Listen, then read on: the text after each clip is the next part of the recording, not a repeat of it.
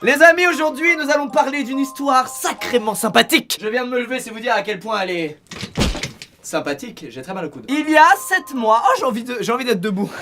Je pars en couille. Il y a 7 mois sur Twitter, un utilisateur a fait le buzz avec un thread qui comporte à l'heure actuelle plus de 400 tweets. Oui, laissez-moi vous donner son nom.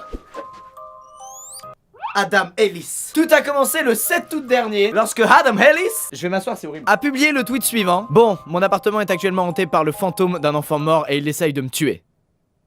Je vais tourner toutes mes vidéos comme ça, ce plan est génial. À ce moment précis, le cerveau des humains qui ont lu ce tweet a fait un looping dans la boîte crânienne, pour de vrai, hein, exactement comme ça. Parce que le paranormal, c'est un truc passionnant, on y croit pas, mais on a tous envie d'y croire quand même. Le même jour, il publie un deuxième tweet qui dit: il a commencé à apparaître dans mes rêves, mais je pense qu'il est maintenant passé dans le monde réel. Oh, ça commence si bien. En 2 tweets, tout le monde veut savoir la suite, c'est incroyable, le gars il est trop fort. Il nous dit que la première fois qu'il a vu cet enfant, c'était lors d'une paralysie du sommeil, ce genre de truc qu'on peut avoir la nuit et qui fait bien bader, comme les terreurs nocturnes aussi, c'est terrifiant, c'est horrible. Il était en paralysie du sommeil et il a vu un enfant assis dans la chaise qui se trouvait au pied de son lit. Quoi de mieux pour commencer à vivre un enfer que cette situation, je ne sais pas. Il dessine des BD, ce gars, des straps, il en publie d'ailleurs, il publie des pages sur Instagram. Il nous donne ensuite une info importante sur le physique de cet enfant, à savoir il lui manquait une partie du crâne, une grosse déformation d'un côté du crâne. Pour notre plus grand plaisir, du coup on a pu voir en moindre détail la tête de cet enfant ignoble. L'enfant le fixait lorsque d'un coup, il s'est levé et il s'est rapproché du bord du lit. Et juste avant qu'il atteigne le bord du lit, notre ami Adam s'est réveillé en hurlant ses grands morts. Et on aurait fait la même, alors le jugez pas, ok? Quelques nuits plus tard, Adam refait un rêve dans lequel il est dans une librairie, il y a une fille qui lui dit: hey, vous avez rencontré Dear David? Ce à quoi il répond: qui ça? Il est mort, il apparaît seulement à minuit et vous pouvez lui poser 2 questions si vous commencez par Dear David, qui veut dire cher David. Mais n'osez jamais lui poser une 3e question, ou il vous tuera. Alors là on connaît bien le coup du minuit, gna gna gna, dame blanche, dame blanche, dame blanche, gna gna gna. Wow! Sachez-le, toutes les histoires qui commencent par à minuit pile sont fausses, elles sont toutes fausses. Je l'ai fait moi, Dame Blanche, ok? J'étais en sueur de mon pyjama, mec, j'ai failli me pisser dessus, il s'est rien passé. Après peut-être mon charisme imposant a fait fuir Dame Blanche, faut dire ce qui est bon. Là notre cher Adam nous dit qu'il se chiait dessus, qu'avoir 2 rêves qui partent de la même chose, effectivement c'est assez flippant. C'est sûrement arrivé déjà à pas mal de gens d'entre vous quand t'as des cauchemars qui sont reliés les uns aux autres, qui se suivent alors que c'est pas la même nuit. Ça fait vraiment flipper parce qu'on a l'impression que c'est très réel. Il nous dit ensuite que plusieurs semaines sont passées sans qu'il ait de nouvelles de David. Oh, c'est pas plus mal, hein, vu sa gueule, je suis désolé, personne n'a envie de revoir cette personne. Bon. Jusqu'à un jour où David apparaît de nouveau dans un rêve de Adam. Dans la même situation, le putain de David est assis dans la chaise au pied de son lit et il fixe Adam. Je sais qu'il y a plein de gens qui font ce genre de rêve, mais moi j'ai des potes qui ont déjà fait ce genre de rêve où il y a un truc au bout de leur lit qui les fixe. Et moi-même quand j'étais petit j'ai fait ce genre de rêve, donc rien d'alarmant pour le moment. C'est alors qu'Adam se souvient de ce que la fille de la librairie lui avait dit et il lui demande alors: Dear David, comment es-tu mort? David répond alors: un accident dans un magasin. Qu'est-ce qui s'est passé dans le magasin? Quelqu'un a poussé une étagère sur ma tête. Ouais, je lui invente une voix, ouais. Adam se chie dessus dans son lit et il lui demande: qui a poussé l'étagère? Adam, t'es con ou quoi? Elle t'a dit la meuf de la librairie, 2 pas 3, et toi t'en poses 3, il est con. David ne répond pas. Adam réalise qu'il venait de lui poser une 3e question, ce qu'il n'était pas censé faire. Il se réveille alors complètement terrorisé. Eh franchement, on a envie d'y croire à cette histoire, c'est génial. À partir de là, Adam il a un bon réflexe, il veut savoir si c'est la réalité ou pas cette histoire, donc il va enquêter sur Google. Il va chercher des trucs à propos d'un enfant qui serait mort dans un accident dans un magasin. Et Adam déménage dans l'appartement qui est juste au-dessus du sien parce qu'il est plus grand que le sien et il y a personne dedans, donc il se dit putain le bon move, j'y vais. À partir de là, il y a 2 mois qui passent sans aucune nouvelle de notre très cher David et son morceau de crâne en moins. Donc Adam se dit qu'en fait en déménageant, David il a pas réussi à retrouver Adam. Alors qu'il fallait juste qu'il regarde à l'étage d'au-dessus, ça me paraît bizarre quand même. Ah mais c'est parce qu'il lui manque un morceau de crâne. Il est moins malin du coup. Pardon, excusez-moi, je nique le suspense. Mais j'adore faire des blagues pour désamorcer parce qu'au fond là j'ai très peur. J'ai pas envie de voir David dans mes rêves cette nuit vraiment. Et là, il se passe un truc bizarre. Pendant 4 nuits d'affilée, les 2 chats de Adam se mettent devant sa porte d'entrée et regardent quelque chose en dessous, comme s'il y avait quelqu'un de l'autre côté. Il est gentil, nous partage même une petite vidéo de cette situation qui est un peu glauque quand même. Il est donc quasi sûr que David a réussi à le retrouver. Il lui aura fallu des mois pour juste monter des marches. David quand même fait un effort. Et à partir de là, Adam ne donne plus de nouvelles pendant 48 heures. Mais oui, on continue. Adam n'ayant pas le courage d'ouvrir la porte, il a raison. Moi j'appelle la police immédiatement. Adam décide de prendre 2 photos, l'une à travers l'œillère de la porte et l'autre après avoir ouvert la porte. Et en regardant ces 2 photos, il a l'impression de voir sur celle à travers l'œillère quelque chose. Et effectivement, Adam, il y a un peu de poussière sur ton œillère, tu devrais la nettoyer légèrement.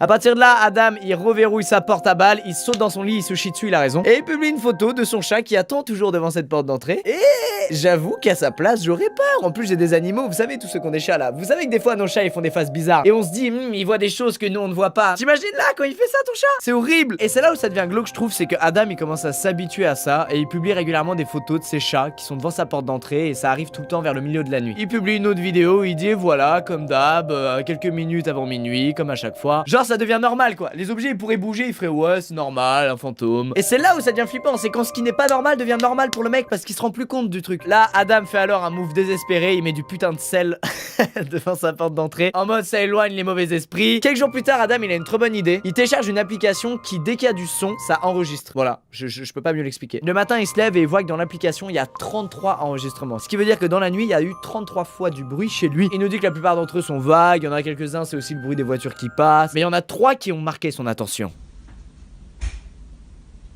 Rien d'alarmant le deuxième.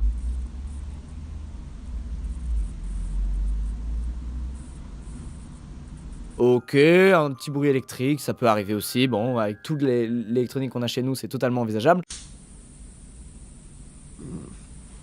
Et un autre boom. Rien de ouf, je vous invite à ne pas télécharger ce genre d'application parce que vous allez devenir parano. Il y a vraiment beaucoup de bruit la nuit, surtout si vous avez des animaux chez vous. Faut pas être parano, c'est normal. Moi, des fois, mec, il y a des trucs qui tombent, ça fait v'là du bruit. Mais c'est toujours soit Natsu, soit mes chats. Ce qui est dur dans cette situation, c'est de ne pas devenir parano. C'est très important. Adam part en week-end pour se vider un peu la tête, loin de David, il a bien raison. Il achète là-bas un Polaroid pour prendre des petites photos souvenirs de ses vacances et en rentrant, il décide de faire un tour de son appartement avec cet appareil. Il nous montre les photos, il dit voilà ma porte d'entrée, mon joli mur jaune, de l'autre côté mon lit avec la fameuse chaise verte qu'aime bien David. Puis il décide d'ouvrir sa porte d'entrée et de prendre une photo et la photo apparaît complètement noire. Adam, peut-être fallait-il allumer la lumière. Ça ne prend pas de photo dans le noir, c'est pas ton iPhone. Et puis là, les trucs étranges s'enchaînent. Le fameux son électrique qu'on a écouté tout à l'heure, il apparaît toutes les nuits autour de 3 heures. Sauf qu'au lieu de durer 20 secondes, il dure 5 minutes maintenant à chaque fois. Un matin, il se réveille avec l'impression que tout son appartement tremble, comme un petit tremblement de terre. Bref, là, Adam, il commence vraiment à être mal. Tout le monde lui dit, mec, quitte l'endroit, arrête tout, arrête tes conneries. Sauf qu'Adam, il se dit, bah ouais, mais le truc va peut-être me suivre, ça sert à rien. Adam nous dit le 22 août que le vendredi soir, il s'est endormi très tôt. Il était très crevé, sans aucune raison apparente. Il a alors rêvé de David qui le prenait par le bras et l'emmenait dans un vieil entrepôt abandonné. Au réveil, il comprenait pas trop pourquoi il avait pas eu peur de David et pourquoi David avait réussi à l'emmener là-bas alors que ça fait des jours qu'Adam il a peur de lui. Mais il se dit bon, ça reste un rêve, tout est possible dans un rêve, on s'en fout. Et là il va se doucher et qu'est-ce qu'il voit sur son bras? Il voit une trace rouge. Et ça, cette mécanique là, elle est utilisée dans beaucoup de films d'horreur. Tu rêves d'un truc, il y a un contact physique dans le rêve et au réveil, il y a une trace de ce contact physique qui t'indique qu'il y a donc vraiment eu un truc dans le monde réel. Adam part bientôt en vacances au Japon, il décide alors d'acheter une caméra à mettre chez lui pour qu'il puisse checker à distance s'il se passe des trucs bizarres. Il y a une application qui est reliée à cette caméra et ça lui enverra une notification s'il y a du mouvement ou du bruit chez lui. Il reçoit des notifications lui disant qu'il y a eu du mouvement, dès qu'il regarde c'est ses chats qui passent devant. C'est l'horreur ces caméras, l'achetez pas quoi. Autant jamais le savoir quoi. Mais à un moment ses chats ne passent pas devant. Alors il regarde la vidéo, il la re-regarde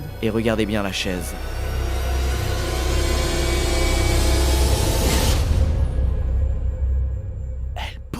Plus tard, pareil, il reçoit une notification de sa caméra, c'est une vidéo de ses chats, il la regarde quand même, et il voit son chat sauter sur un truc invisible. Alors, autant les autres trucs, tu fais waouh, autant là, mec, vraiment les chats, ils voient des choses quoi. Je te jure, ils voient des choses. Leur cerveau leur envoie un signal d'un truc qui n'existe pas, en disant, regarde, il y a un truc là alors qu'il n'y a rien. Mais la vidéo d'après est flippante, puisque c'est son putain de chat, debout sur son canapé, qui regarde dans le vide. Mec, là, j'avoue, c'est un peu rare. Il rentre chez lui, il retrouve ses chats, et là, ça part en couille sa mère. Il entend du bruit venir de l'autre côté de sa putain de porte. Il reprend une photo dans l'œillère et cette fois il voit ça, ce qui pense être une oreille avec juste à côté un œil. Oh putain de sa mère. Il se passe pas mal de trucs et là Adam rêve de David et c'est exactement comme la première fois où il est arrivé de lui. Il est assis dans cette chaise en face de lui, il le fixe. Il sait que c'est un rêve mais il décide de prendre son téléphone qui est dans le lit avec lui et de prendre des photos. Il a fait ça parce que dans la panique il s'est dit ça y est David il va me buter, je veux qu'il y ait des preuves dans mon téléphone que les gens sachent ce qui m'est arrivé. Cette fois David l'atteint, il met son visage juste au-dessus du sien, ses yeux deviennent blancs, il dit un truc incompréhensible. Puis il est debout sur le lit de Adam. Et Adam se réveille dans la panique sa mère et il n'y a aucune trace de David. Adam en se réveillant va au travail et à un moment il se souvient du rêve, il se souvient qu'il a pris des photos cette fois dans le rêve et il décide d'aller voir dans la pellicule de son téléphone. Et là...